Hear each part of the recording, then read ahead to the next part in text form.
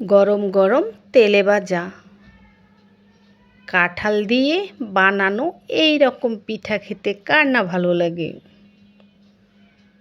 এই পিঠা একবার খেতে বসলে উঠতে মন চাইবে না, এত বেশি মজা কাঁঠালের এই পিঠা। আসসালামু আলাইকুম, আমি সাথী, আপনারা দেখছেন সাথী কুকিং স্টুডিও। আমাদের আজকের রেসিপি কাঁঠালের পিঠা। কাঁঠালের পিঠা যদি খেতে চান তাহলে এই রেসিপিটা ফলো করুন, ইনশাআল্লাহ খেয়ে ভালো লাগবে এভাবে বানিয়ে। আচ্ছা চলুন পিঠা বানিয়ে দেখাচ্ছি। কাঁঠালের পিঠা বানানোর জন্য নিয়ে নিচ্ছি মেজারমেন্টে 250 গ্রামের কাপে 2 কাপ আটা। আপনি চাইলে ময়দাও নিতে পারবেন। আটাটা আগে থেকে চালা ছিল না, তাই চেলে নিলাম।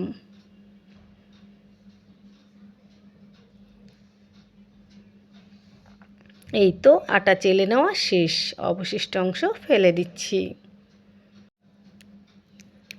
এবার নিয়ে নিচ্ছি মেজারমেন্ট কাপের 4 ভাগের 1 ভাগ গুঁড়ো দুধ।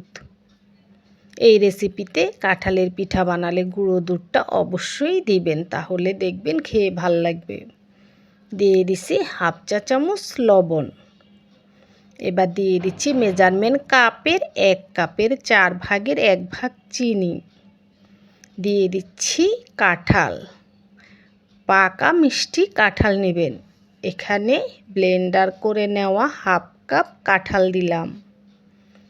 দিয়ে দিচ্ছি সাথে হাফ কাপ পানি। ব্লেন্ডার জগটা ধুয়ে দিছি, তাই পানির কালারটা এমন ভাববেন না অন্য কিছু দিছি, এটা পানি। এবার সব কিছু মিশিয়ে নিচ্ছি। হাফ কাপের বেশি কাঁঠাল এই পরিমাণ আটার সাথে দিবেন না, কারণ অতিরিক্ত কাঁঠাল দিলে পরে পিঠাটা পুরাই কাঁঠাল কাঁঠাল হয়ে যাবে, ভালো লাগবে না। পিঠার স্বাদটা বজায় রেখে কাঁঠালটা দিতে হবে। আচ্ছা দেখুন তো, আমি আবারও অল্প অল্প করে পানি দিয়ে পিঠার জন্য আটাটা এই রকম ঘনত্ব করে মেখে নিছি, এই দেখুন।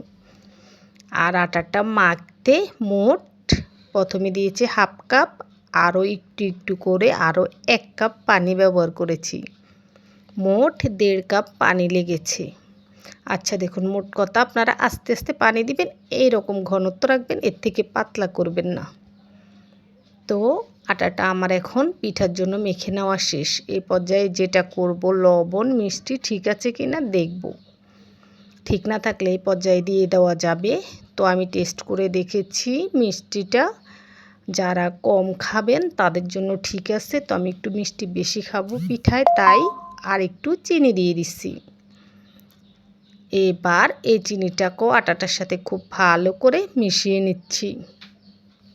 মেশানোর সময় একটা কথা খেয়াল রাখবেন, যত ভালো করে মেশাবেন পিঠাটা ততই বেশি ফুলকো হবে, স্পঞ্জি হবে এবং খেতে স্বাদ লাগবে। আচ্ছা আবারও টেস্ট করে দেখেছি, চিনিটা এখন ঠিকঠাক।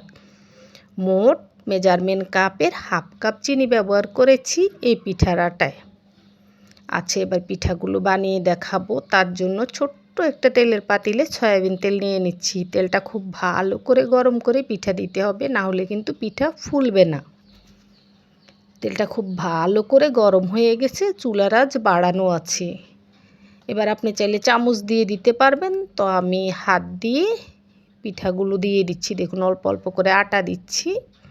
হাত দিয়ে দিলে একটু সাবধানে দিতে হবে যাতে তেল হাতে না লাগে। আবার চাইলে ছোট্ট একটা চামচ নিয়ে চামচ দিয়েও দিতে পারবেন। তো দেখুন হাত দিয়ে আমি কটা দিয়ে দিছি, দেওয়ার পরে দেখবেন সঙ্গে সঙ্গে এগুলো ফুলে বেশি উঠবে। তারপর উল্টে পাল্টে এগুলোতে সুন্দর কালার আসা পর্যন্ত ভেজে নিতে হবে। বাস এভাবেই আমি সবগুলো পিঠা ভেজে নেব। আর ছোট্ট হাঁড়িতে নিচ্ছি এই জন্য যাতে করে অল্প তেল লাগে, আর অল্প করে পিঠা দিলে লাড়াচাড়া করলে পিঠা আর পোড়া লাগে না। আচ্ছা এভাবে আমি দেখুন অল্প অল্প করে পিঠাগুলো ভেজে এই প্লেটে নিয়ে নিচ্ছি।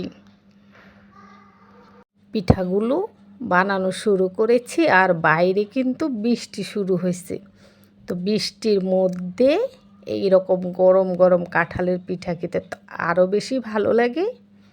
তবে দুঃখের বিষয় বন্ধুরা, বৃষ্টির কারণে আকাশটা অন্ধকার, তাই আমার এত সুন্দর পিঠার কালার এত সুন্দর দেখা যাচ্ছে না। যাই হোক, আপনারা বুঝে নেবেন।